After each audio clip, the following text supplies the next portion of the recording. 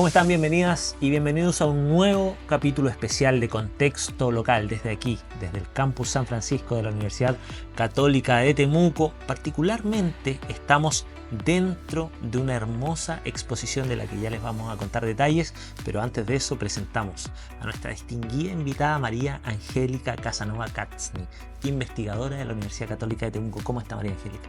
Estoy muy bien, muchas gracias. Muchas gracias por acompañarnos, por hacerse el tiempo, porque ha tenido días bien agitados con muchas actividades muy buenas todas. Sí. Pero yo quiero contarle a la gente que nos ve en la casa algunos de los créditos de la profesora María Angélica Casanova. Ella es investigadora de la Universidad Católica de Temuco, es profesora de Ciencias Naturales y Biología, doctora en Recursos Naturales de la Universidad Justin Liebig de Gießen en Alemania, y ha desarrollado una extensa carrera vinculada a la investigación, a la ciencia, al mundo vegetal, y desde un lugar único e incomparable. Ya vamos a estar contando todos los detalles.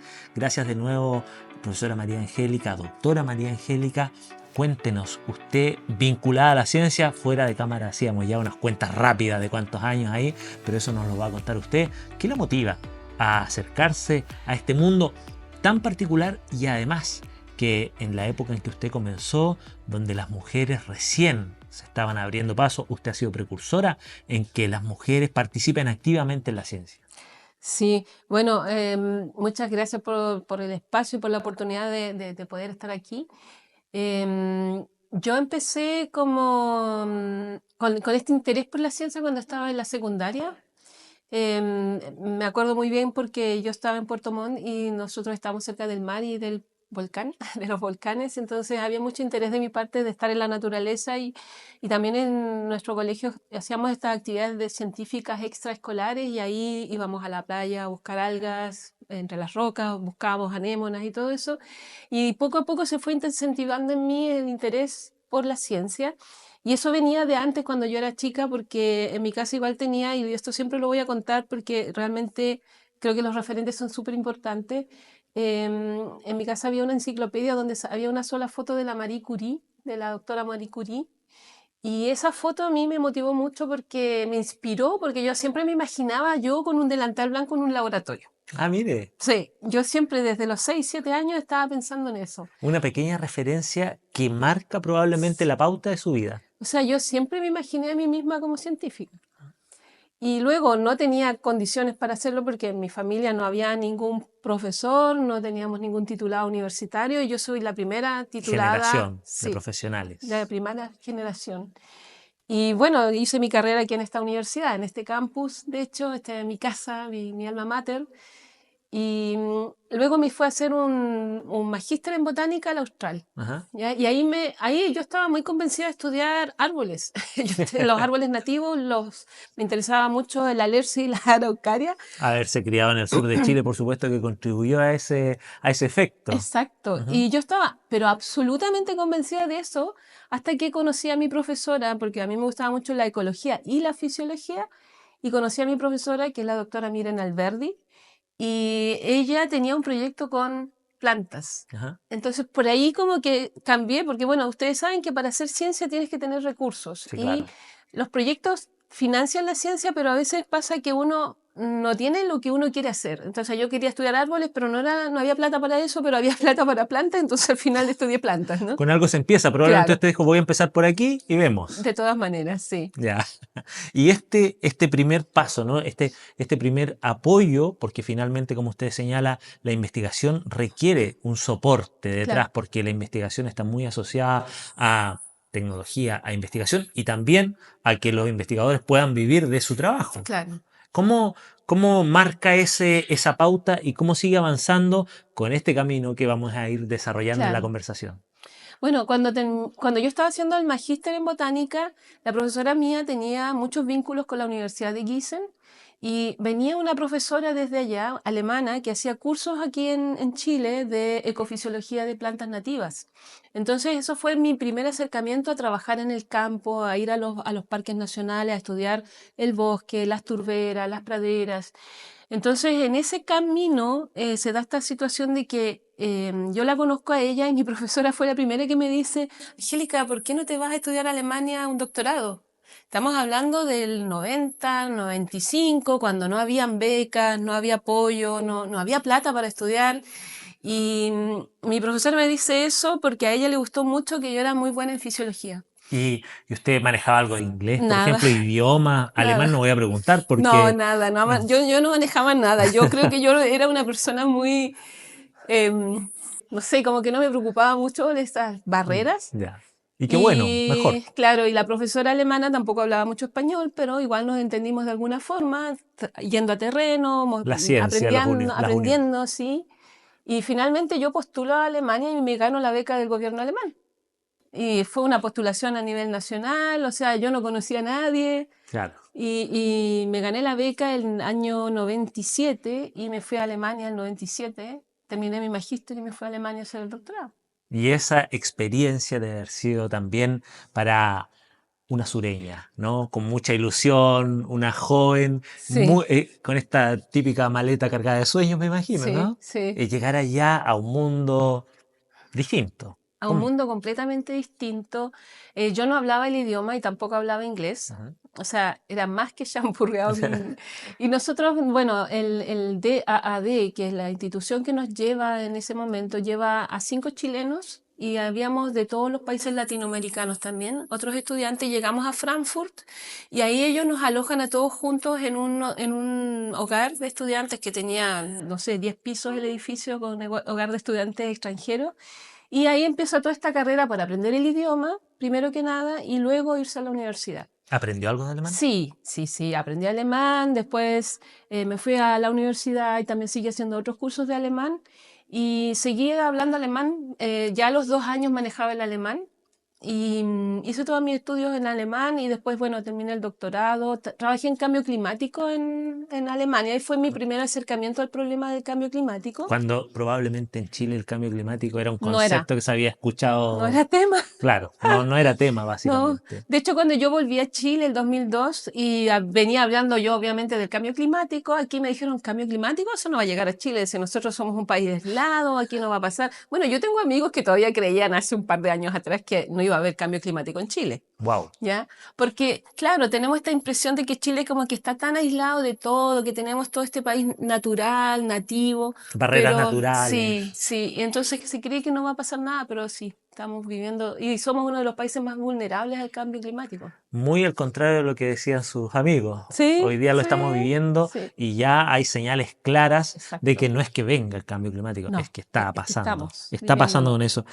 Hay dentro de su trayectoria un hecho claro que es este desafío de ser mujer científica, de incursionar en un ámbito marcado por los hombres hasta ese entonces. Hoy día, Sí, afortunadamente, vemos como eso ha quedado atrás. Siempre va a haber brechas, ¿no? Pero se sigue trabajando y profesionales como usted han contribuido también a ese cambio de mirada, ¿no? sí. Socialmente hablando, debe haber sido también un tema romper esa barrera.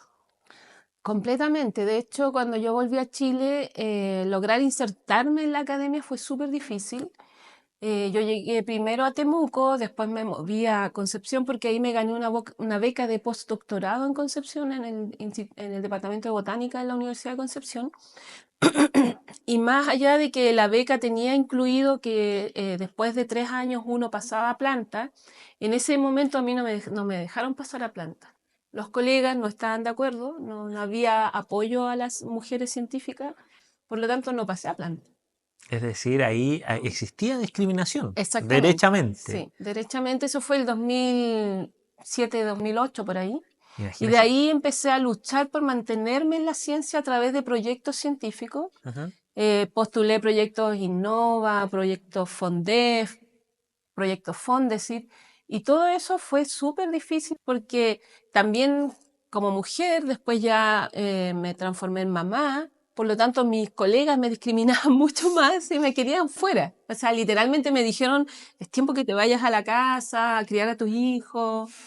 Déjalo aquí. Sí, y fue súper difícil porque a mí me gustaba el trabajo de montaña, me gustaban las plantas de ambientes extremos, o sea, me gusta mucho el tema de la ecología y fisiología de plantas de ambientes extremos.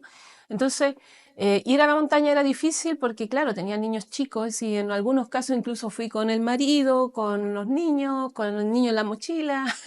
Hice Literalmente. todo eso, ¿Ah? ¿ya? Para lograr mantenerme a flote en el ambiente científico porque yo quería hacer este trabajo.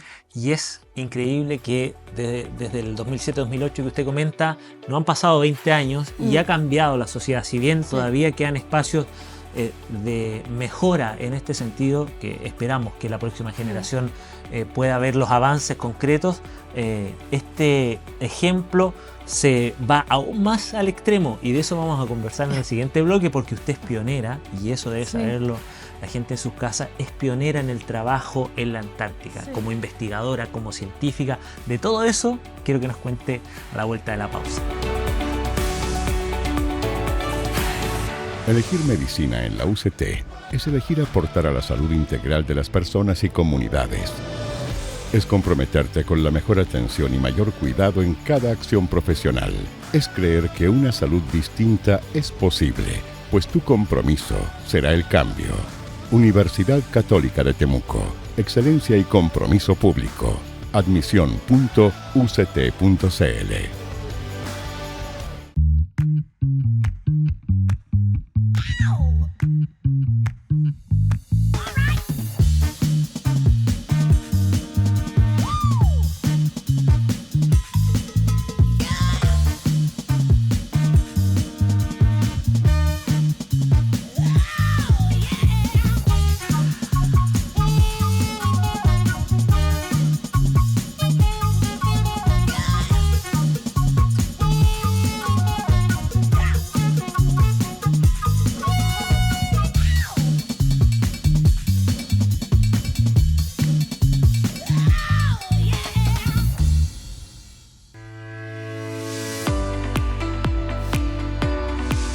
Muy bien, seguimos aquí en Contexto Local con una invitada de lujo, la profesora María Angélica Casanova, que nos va a contar ahora, como anunciábamos, sus experiencias, peripecias también en el continente blanco, porque debe ser la investigadora, si no la más, una de las más, no, por favor, usted me corrige, que más veces ha estado en la Antártica, no solo chilena, a nivel mundial. Sí. Bueno, no sé si mundial, pero sí en Chile. He estado más de 15 veces en la Antártica, 15 veces. entré como estudiante, así que soy de estas generaciones que se han ido, digamos, manteniendo en la ciencia y tuve la suerte, por una parte, de tener de esta oportunidad de llegar a la Antártica, pero por otro lado también fue un trabajo costoso, duro, porque ser mujer en un ambiente que es súper masculinizado, como es la ciencia, por un lado la ciencia y por otro lado la ciencia antártica, fue también muy demandante. O sea, requería mucha resiliencia, como decimos nosotras con las colegas que hemos hecho esto, porque hay otras colegas que entraron antes a la Antártica. Por ejemplo, en el año más o menos 80-82, había 2 o 3 colegas que también lograron entrar a la Antártica para hacer investigaciones. Y ellas fueron las primeras, pero de ellas no quedaron muchos estudiantes, ¿ya? Luego empezamos nosotros, los de que empezamos a entrar desde el 95 en adelante, y ahí ya se empezó a formar este grupo, digamos, de mujeres pioneras y que nosotras atraíamos más mujeres, ¿no? Abrían un poco el espacio, Sí. disculpe, profesora, porque ir a la Antártica en los 90, cuando además ustedes van ahí, me imagino que a través de las Fuerzas Armadas también, Fuerza Aérea, no sé, la Marina, corríjame por favor. Entonces, mujeres en la Antártica en una base que probablemente estaba en su mayoría habitada por hombres, debe ser todo un tema de adaptación también. Sí, bueno, todo el sistema está hecho para hombres en ese tiempo. Entonces, por ejemplo, cuando yo entré la primera vez, fuimos 3 mujeres, o sea, una funcionaria del INACH, del Ujú. Instituto Antártico Chileno, y 2 investigadoras, otra más y yo. Y yo era la primera vez que iba como estudiante, me quedé en una base aislada un mes con puros colegas que yo no conocía, de Santiago, de Valparaíso. Y así era la vida antártica, o sea, tú te juntabas allá con personas que no conocías y trabajabas en tus cosas, ¿no? Y luego yo fui 2 veces ahí como estudiante Y luego lo que pasó fue que el INAH también empezó a promover el trabajo antártico para que las mujeres también entraran. Y se hizo una buena campaña para promover esto, para incentivar que las mujeres se atrevan, digamos, a hacer ciencia antártica. Y ya en los 2010 por ahí ya empezamos a levantar esto de más mujeres en ciencia. Tuvieron que pasar 15 años para que pudieran tener tal vez un respaldo concreto, Sí, porque además no se trata de que vayan a la Antártica por ser mujeres. Esto tiene que ver con que las oportunidades favorecen a las mentes preparadas. sí, Definitivamente hay un mérito detrás, porque no significa que van por ir. Hay un trabajo de sí, investigación concreto, serio y además de larga data que da resultados también, ¿no? sí. O sea, en el caso mío, yo fui la primera científica que instaló un estudio de calentamiento climático en las islas Shetland del Sur, que es donde nosotros estamos ubicados con el Instituto Antártico. Y ese estudio lleva ya, está desde el 2008, ¿no? Lleva más de 15 años. Y ese estudio ha generado muchos otros proyectos, porque yo he ganado otros proyectos a partir de ese estudio con gente de Estados Unidos, con la Universidad de Portland State. Tengo 2 proyectos ya que nos hemos ganado producto de esta base que tenemos. Después tengo otros proyectos que he ganado con los polacos, con los checos, donde también estamos de distintos ángulos trabajando, ¿no es cierto? Cambio climático, distintos organismos. Y la idea mía fue, digamos, colaborar. Siempre ha sido colaborar porque el esfuerzo que tú haces para ir a la Antártica es tan grande en términos económicos, en términos sociales, familiares, que no puede ser que uno sea tan egoísta y quede ahí todo chiquito, ¿no? O sea, la idea es que podamos todos trabajar y poder ir aumentando este conocimiento. Que sea colaborativo debe ser una de las claves del trabajo en la Antártica, porque ¿cómo, en términos coloquiales, doctora, cómo se llega a la Antártica? Porque si yo quiero ir a la Antártica probablemente no lo voy a conseguir. Hay todo un proceso, primero me imagino, proyecto, eh, la interconexión entre distintos organismos públicos y privados. ¿Cómo funciona eso? Bueno, hay 2 líneas, podríamos decir, a través del Instituto Antártico Chileno, postulando proyectos de investigación, porque debo decir que la Antártica, y de acuerdo al sistema de tratado antártico, está para la paz y la ciencia. Es decir, son las 2 cosas que se pueden hacer en la Antártica, trabajar por la paz del planeta Ajá. y también para la ciencia. Entonces, todos los que quieran entrar tienen que entrar a través de un programa científico. Entonces, el Instituto Antártico es el que genera los recursos, ¿no es cierto?, para que nosotros podamos postular proyectos, ellos los aprueban y así podemos entrar a la Antártica. Y por otro lado está la Agencia Nacional de Investigación, ¿no es cierto?, de Ciencia y Tecnología, y ellos, la ANIT, es la que también provee recursos a través de los proyectos Fondesit o Fondef u otro tipo de proyectos donde nosotros aplicamos y si los ganamos, también tenemos esta patita antártica, entonces ahí podemos entrar a la Antártica. Pero todo esto tiene que ocurrir con permisos, con apoyo logístico, ese apoyo que nosotros llamamos logístico, es toda esta cosa operacional, ¿ya? O sea, los vuelos, llegar con la marina a la Antártica, llegar con el helicóptero, todo eso es la logística y todo eso lo prepara INAH con las Fuerzas Armadas. Y eso no es un trabajo, convengamos, deduzco, de una semana para otra, No. meses, incluso años probablemente, porque además entiendo desde mi completa ignorancia, doctora, que no pueden viajar en cualquier época del año a la Antártica. No, en general los trabajos que hacemos los biólogos son en el primavera-verano, que más o menos empieza entre noviembre y dura hasta marzo. Ajá. Y bueno, dependiendo del cuál es el tipo de trabajo, también se puede ir a los glaciares, ¿no es cierto? Y ahí va a depender de la época que se requiera. En general, el trabajo que se hace en la Antártica es de verano porque durante el invierno la Antártica se cubre de hielo, se cubre de nieve, ¿no es cierto? Y hielo, y este hielo no permite entrar con embarcaciones, ¿ya? O sea, el tamaño de la Antártica se duplica en el invierno, se transforma en un manto blanco que cubre todos los mares. Entonces, en esas condiciones no se puede entrar con barco. Ahora, entrar con avión es factible, pero tienes que tener buenas condiciones de clima, ¿no? Siempre hay una condición riesgosa dada la Sí. naturaleza, ¿no?, del espacio que se vive ahí. Las primeras investigaciones versus las que ha ido desarrollando con los años, ¿cómo han evolucionado? Porque usted comentaba que el cambio climático fue un tema ya en los 90 para sus investigaciones, ya desde el trabajo en Alemania y desde ahí en adelante, hoy día marcando la pauta en muchas investigaciones que se llevan en Chile. Claro, en principio yo empecé con el estudio de 2 plantas antárticas que también monitoreamos para el tema del cambio climático. Yo hice estudios a lo largo de la península antártica, viajando 800, 1000 kilómetros más o menos en buque, monitoreando todas las poblaciones. Y luego pasé a trabajar con los otros organismos que son los más dominantes, que son los musgos y los líquenes. Entonces, en principio las preguntas eran, ¿son las poblaciones, se adaptan, crecen más? Ese tipo de preguntas. Y luego era cómo el cambio climático va a favorecer el crecimiento de esto y si estas especies, por ejemplo, se pueden reproducir.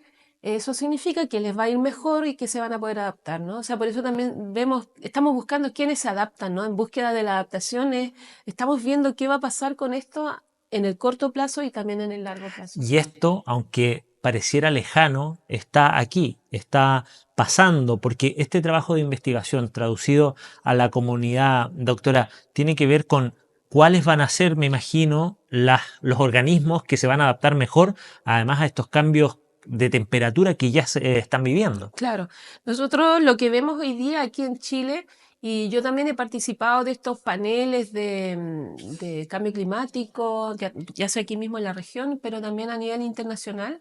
Nosotros lo que vemos es que realmente estamos viviendo ya los síntomas, ¿no es cierto?, reales del cambio climático, el incremento de las temperaturas, las olas de calor. Las olas de calor también se están produciendo en la Antártica, lo que es muy grave. Ya en los últimos años nosotros hemos detectado, se ha monitoreado olas de calor que llegan hasta 18 grados, lo que es mucho. O sea, aquí en Chile, o sea, aquí en el continente tenemos olas de calor de 35 grados, pero en la Antártica 18 grados para una temperatura media de 2, ¿no es cierto?, es muy, muy alto, lo que genera que ocurran eventos extremos, ¿ya? Estos eventos extremos pueden ser derritimiento rápido de glaciares, ¿no es cierto?, que es lo mismo que ocurre acá en la alta montaña. O sea, aquí en los Andes, cuando en el verano, en diciembre, por ejemplo, hay una ola de calor, lo que tú observas en la alta montaña es que se producen desprendimientos de masas de hielo, ¿ya? Y eso genera aluviones cerro abajo, ¿ya? Usted estuvo hace poco tiempo en Pichidalcahue, puede Sí, ser, en ¿no? Glaciar, Pichidalcahue. y ahí también se ha manifestado un retroceso, como llevándolo Sí, tampoco sí, sí, a la región o al país sí, continental, digamos. sí. ¿Qué está pasando con eso? O sea, nosotros calculamos que los últimos 20 años ahí se ha retrocedido más o menos 1 kilómetro y tanto Ujú. en un área de retroceso que tiene el glaciar. Y nosotros lo que vemos ahí es que, bueno, hay dos bioindicadores. O sea, los bioindicadores son los indicadores biológicos que nosotros podemos observar, y que es, por ejemplo, la vegetación. En la medida que la vegetación se acerca al glaciar, eso quiere decir que este glaciar está perdiendo masa de hielo, ¿no es cierto? Eso que nosotros llamamos retroceso, en realidad no es realmente un retroceso, sino que es disminución de la masa de hielo. Ujú. Y lo que nosotros observamos es que la vegetación se va asentando porque ya eso no se congela, ¿ya? Entonces, cuando tú ya ves vegetación asentada que está ahí, que no se mueve, eso quiere decir que ya no se congela, Y ¿ya? eso es una señal inequívoca de Exacto. que hay un cambio concreto, y tiene razón porque cuando habla de esto de que se habla del retroceso, ¿no? En realidad lo que está pasando es que se está derritiendo Lo el que pasa hielo. es eso, que se disminuye, y nosotros lo que vemos es que disminuye la masa glaciar. Por supuesto, se acorta, ¿ya? Se Se constriñe, ¿no? Se reduce. reduce el glaciar. Y lo que pasa es que cuando los inviernos, por ejemplo, neva poco y las temperaturas no son tan bajas, la acumulación de nieve que ocurre es pequeña. Por lo tanto, la primavera y verano siguiente, eso se derrite más rápido, por lo tanto va a derretir el hielo, porque no está la capa de nieve que protege ese hielo. Está más expuesto Exactamente. en Y eso simple. hace que esto se vaya reduciendo cada vez más. Y esto, ¿cuál es el impacto? Uno podría decir, bueno, derrite el glaciar, pero esto tiene un enorme impacto en la vida. Claro. ¿Cómo funciona ese ciclo biológico, profesora? Lo que pasa es que tenemos que pensar que las masas de hielo, ya sean las polares como la Antártica o el Ártico, regulan el clima, ¿ya? Regulan el clima, regulan las corrientes marinas, tienen que ver con los flujos de energía del planeta. Entonces, en la medida que estas masas polares se están disminuyendo, lo que pasa es que se está calentando la atmósfera. Estamos calentando el ambiente, entonces no regulamos, no estamos generando este buffer. Y eso tiene implicancias no solamente a nivel climático, sino que también a nivel biológico. Los grandes bosques, por ejemplo, se secan. Nosotros estábamos viendo que producto del cambio climático, producto del incremento de las temperaturas en la zona central, tenemos un aumento de la sequía en la zona central. El bosque esclerófilo, por ejemplo, que tenemos entre Santiago, más o menos hasta, digamos, hasta Biobío, eso se está secando. ¿Ya? ¿Por qué? Porque toda la atmósfera se está secando. ¿Ya? Y entonces, claro, uno piensa, lo del glaciar ocurre allá en los Andes, por supuesto, pero eso está continuo, ¿no es cierto?, con todo el resto del ciclo del agua.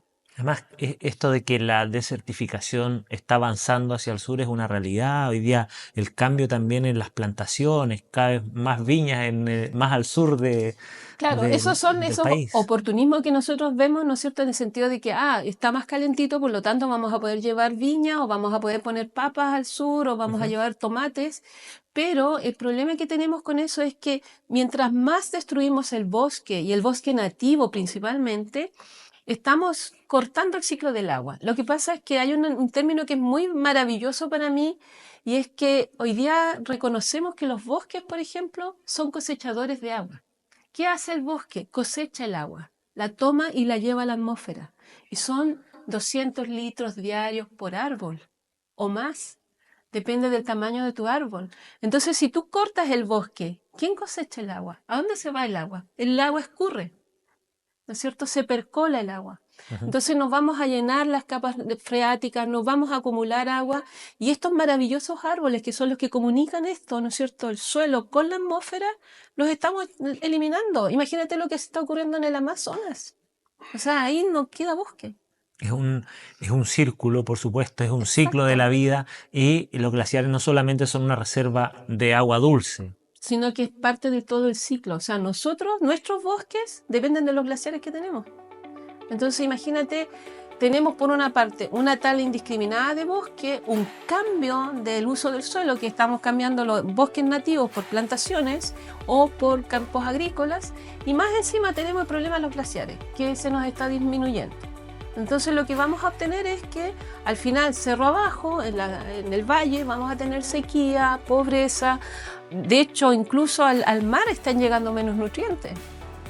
Y todo esto llega en definitiva hasta el usuario final, que es el ser humano, y es un poco causa y efecto, ¿no?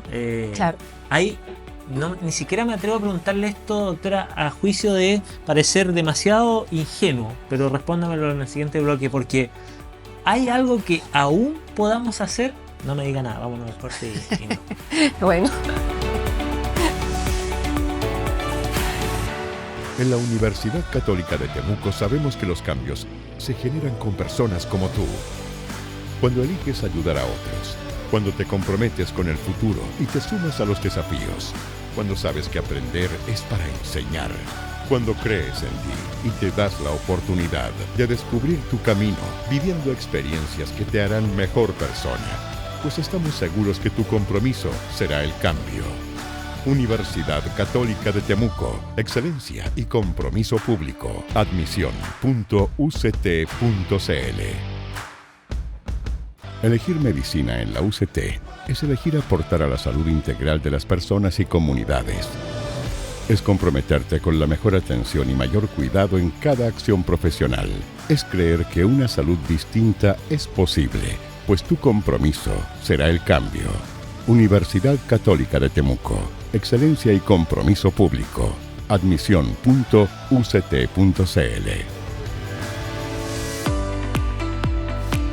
Seguimos aquí en Contexto Local a través de TV UCT Araucanía, el canal de televisión de la Universidad Católica de Temuco, y es justamente donde estamos con la doctora María Angélica Casanova, particularmente en la sala de exposiciones del Campus San Francisco, del Aula Magna, en una hermosa exposición que se llama Ciencia Antártica hecha por mujeres. ¿Y qué mejor representante? No, aquí además, no sé si pueden ver en el plano general las fotos que están detrás de nosotros, pero hay una hermosa galería de fotos. Esta exposición además muestra a la profesora María Angélica y otras investigadoras que están desarrollando ciencia en el lugar probablemente uno de los más hermosos del mundo. No hemos tenido la fortuna, quién sabe. ¿Usted Sí. volverá algún momento a la Antártica? Sí, me tengo que ganar otro proyecto. No dudamos que a pesar o junto con su larga y vasta trayectoria, aún le quedan muchos viajes a la Antártica. Sí. Y en respuesta un poco a lo que yo le preguntaba en el bloque anterior, no sé si peco de ingenuo y todo, pero estamos aún a tiempo, porque no quiero decir que se viene el cambio climático, lo veíamos en el primer bloque, lo estamos viviendo. Sí. Entonces, ¿qué hacemos? Sí, mira, yo sigo siendo una optimista. ¿Ya? Usted nos da esperanza, profesora, porque si usted es optimista que ha desarrollado un sinnúmero de investigaciones, entonces puede ver bajo la lupa lo que está pasando con nuestra humanidad, ¿no?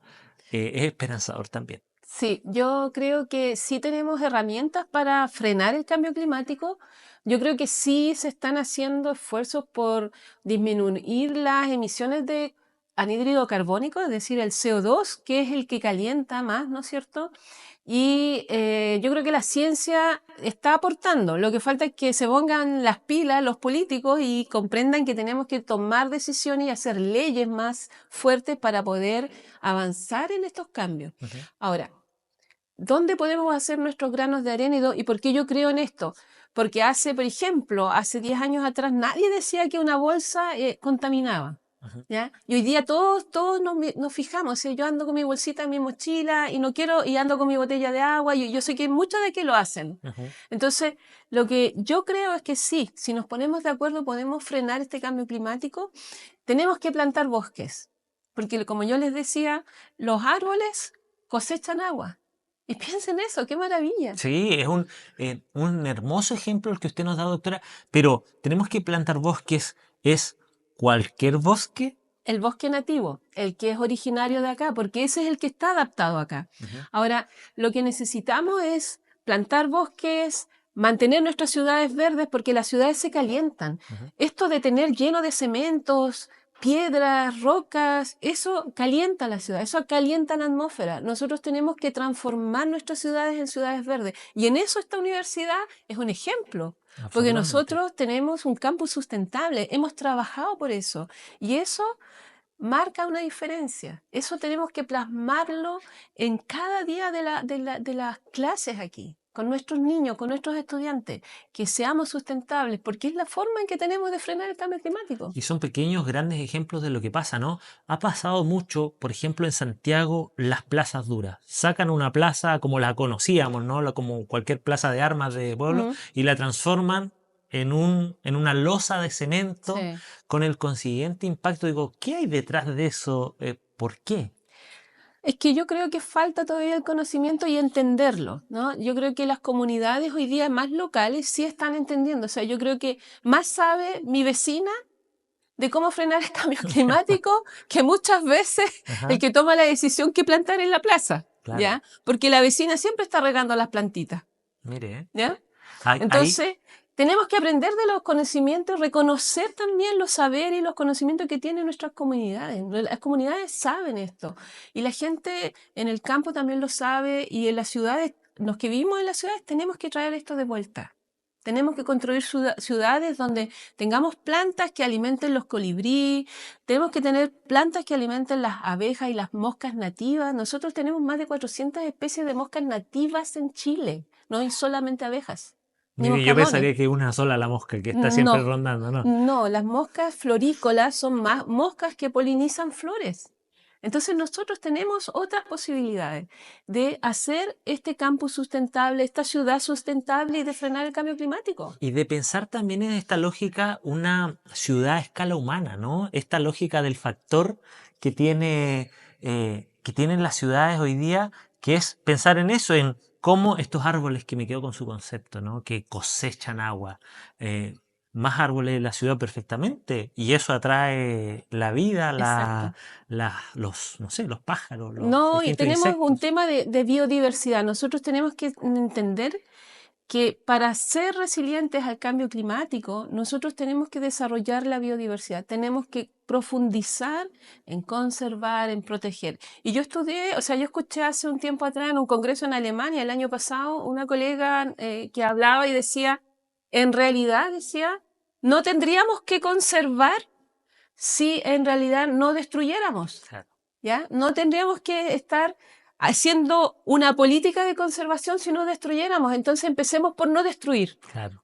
Es como decían en El Chavo del Ocho, una casa limpia no es la que más se barre, es la que menos se ensucia. Exactamente así. Yo también uso ese mismo concepto. Entonces ahora lo que necesitamos es que entre todos podamos ir construyendo una ciudad sustentable donde estemos, por ejemplo, promoviendo el uso de transporte público, no de autos particulares de una persona, y donde también nosotros podamos tener más parques, más espacios verdes. Si eso es lo que va a bajar la temperatura aquí. Sí. Y no poner pasto para regarlo con agua potable, sino que plantas nativas que estén adaptadas a estas condiciones. Y ahí, en lo que usted plantea como esperanzador, y qué bueno que así sea, doctora, el factor humano es fundamental.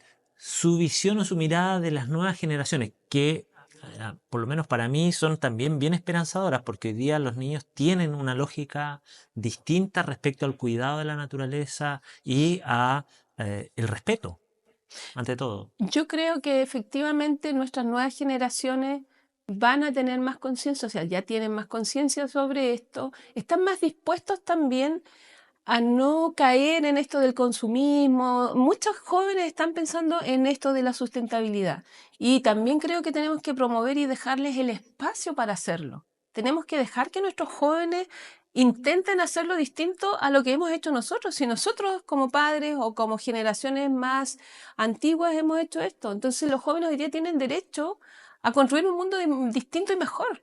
Y tenemos que darles el espacio, y para eso estamos nosotros generando este conocimiento, para que eso sirva para las próximas generaciones. A veces uno desde la individualidad dice, ¿qué pasa si yo hago esto? No va a cambiar nada, porque sentimos que el utilizar la bolsa reciclada, bueno, si soy yo nomás o si boto el papel, etcétera, pero esos pequeños cambios van haciendo también la diferencia.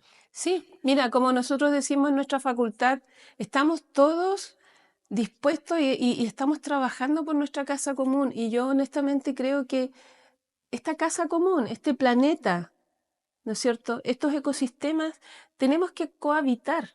Nosotros tenemos que aprender a respetarnos y a respetar al insecto tanto como respetamos a nuestros padres, ¿me entiendes? En el sentido de que tenemos todos los mismos derechos de cohabitar este planeta, porque en realidad así hacemos la resiliencia del planeta al cambio climático. Usted como investigadora y como académica, ¿eso también lo ha ido traspasando a las nuevas generaciones hoy día en este rol formativo también? ¿Cómo ve a estos jóvenes que están interesados en la ciencia, que están interesados en la naturaleza? Por supuesto hay una vocación ahí, pero ¿cómo ve la proyección que tienen ellos, que en 30 o 40 años más también van a estar sentados aquí en una conversación a decir, ¿qué hicimos al respecto? Sí, yo creo mucho en ellos, y yo de hecho, por ejemplo, he tenido la oportunidad de hacer clase en el primer año del curso de mechones que entró este año a la carrera, y hay mucho interés. Los jóvenes están interesados. De hecho, yo hice dentro de uno de los exámenes, hice una pregunta: